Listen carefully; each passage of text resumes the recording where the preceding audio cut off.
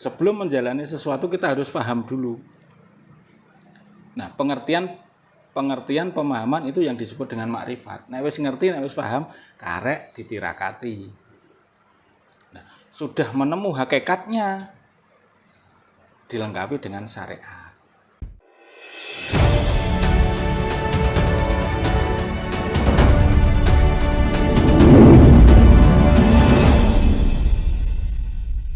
Nah, dari situ prosesnya memang lama. Akhirnya melalui meditasi saya terapkan dengan sholat yang khusyuk. Ketika pertama kali saya terapkan, minger Pak. Jadi saya kombinasikan pelajaran itu dengan tata syariat sholat. Loh, tidak sadar setelah selesai prosesi Assalamualaikum warahmatullahi wabarakatuh, noleh ke kiri Assalamualaikum warahmatullahi wabarakatuh. Loh kok malah madhep ngetan? Real ini. Iya. Jadi mboten anu kula. Jenengan mboten kaget Pak Dalam mboten kaget ya. ya barang kuwi kaya wong bento. Loh, Mas, kok ngene? Terus laporan kepada guru pembimbing.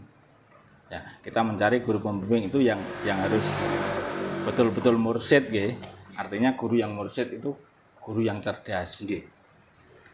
Nah, guru itu hanya bersifat membimbing, memberi peta petunjuk. Ini guru yang wujud. Maka kita juga harus mempelajari guru sejati yang ada di dalam diri kita. Setiap manusia punya guru sejati. Nah, dari mana?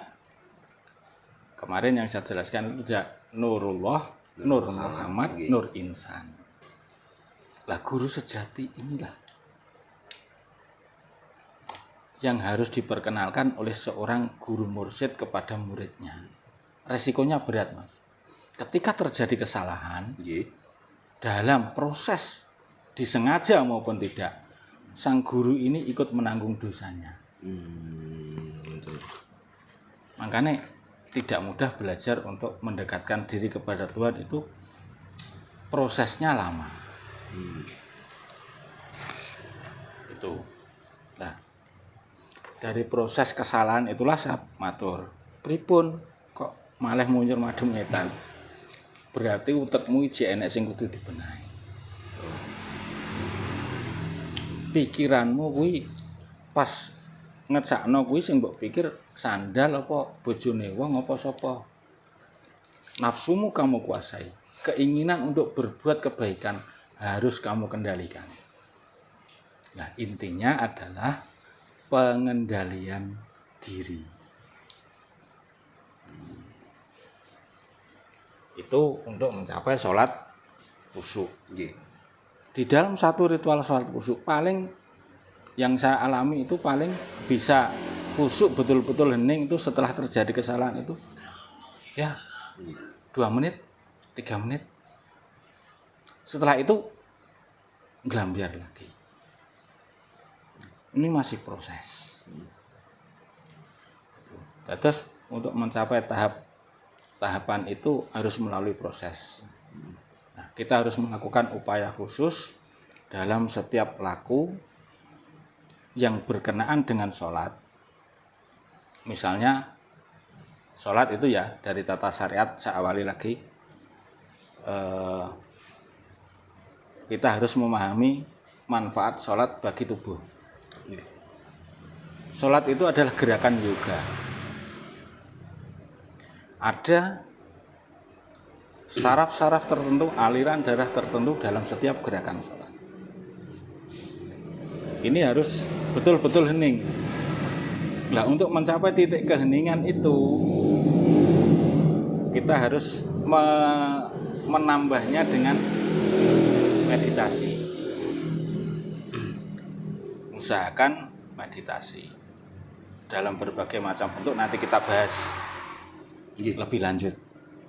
Semedi meditasi tapa brata nek cara Jawane, yaitu bentuknya macam-macam, tujuannya macam-macam.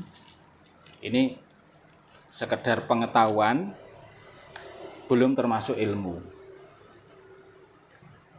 Sebab pengetahuan itu bisa menjadi ilmu apabila setelah dilakoni, dijalani, kemudian mendapat pengalaman khusus. Di situ baru menjadi ilmu. Nah, ijek tinggal cerita ngeten iki tasik pengetahuan. Ya, tasik pengetahuan. Tapi perlu. Karena apa? Itu bagian dari syariat. Dan menuju ke makrifat. Sebelum menjalani sesuatu kita harus paham dulu. Nah, pengertian pemahaman itu yang disebut dengan makrifat. Nek wis ngerti, nek wis paham, karek ditirakati. Nah, sudah menemu hakikatnya, dilengkapi dengan syariat. Itu yang diajarkan oleh guru saya itu seperti itu. Belajar itu harus dimulai dari makrifat dulu. Tapi jangan hanya berhenti di makrifat. Tindak lanjuti dengan torekot atau tirakat. Laku. Nek cara wong Jawa tembangane kae ilmu iku kelakone kanthi laku. Lekas selawan kas tegese kas nyantosani setya budya pangekese dur angkara. Lah iki mang ketika saya menjalani proses itu secara halus saya masih belum sadar bahwa saya masih bersekutu dengan angkara murka. Angkara murkanya saya apa? Nafsu, keinginan untuk berbuat kebaikan yang terlalu menggebu-gebu. Jiwa saya belum tenang, belum mencapai ya ayuhan nafsul mutmainnah. Irji'i ila rabbiki radiyatan mardiyah fadkhuli fi ibadi wadkhuli jannati. Nah, itu dasar-dasarnya supaya lebih mudah mendekat kepada Sang Maha Pencipta Allah Subhanahu wa taala. Nek pas awan dhewe salat mulai dulu dari pengenalan diri. Nafsuku ki sing ndi? Kenali dulu. Setelah itu menyadari bahwa Sang Rob Gusti Pangeran itu adalah sang keberadaan kita. Pernahkah kita menghitung jumlah keluar masuknya nafas kita dalam sehari?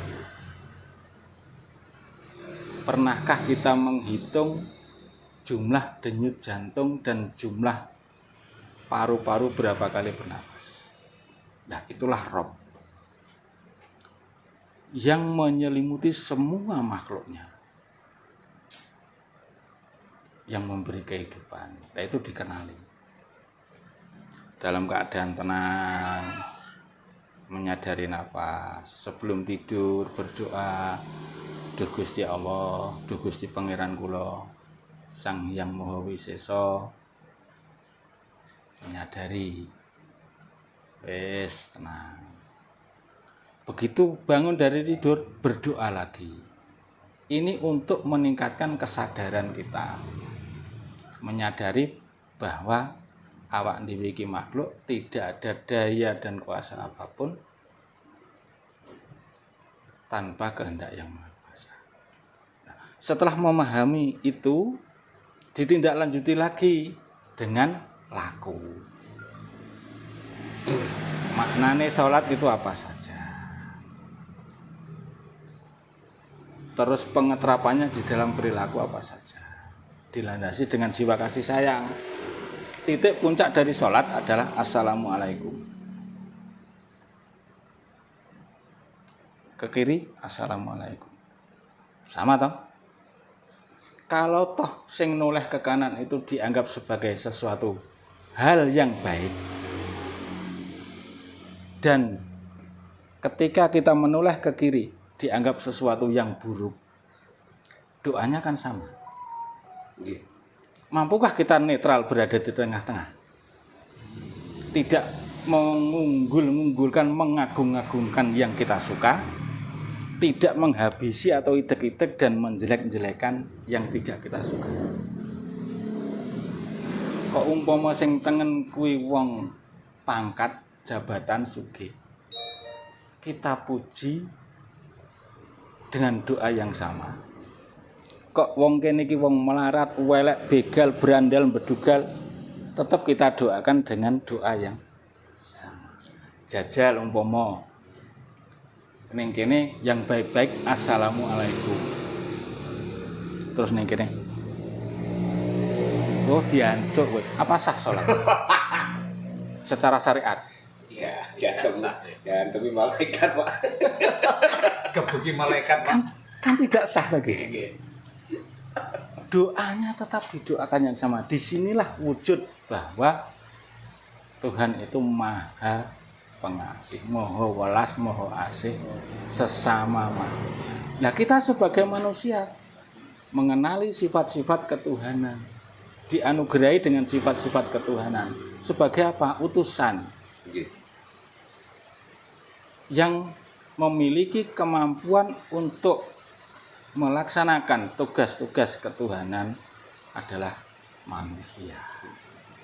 Nek tumbuhan beda lagi tugasnya, hewan beda lagi tugasnya. Kenapa manusia yo?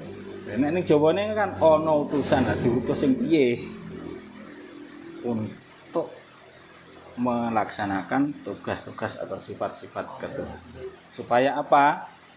Roh nur Allah yang roh Allah yang ada di dalam tubuh kita ini ketika suatu saat kembali kepada Sang Pencipta tidak lupa kepada jati dirinya sebagai manusia, tidak terkotori oleh duniawi, tidak tercemari oleh politik apa-apa adu domba dan sebagainya.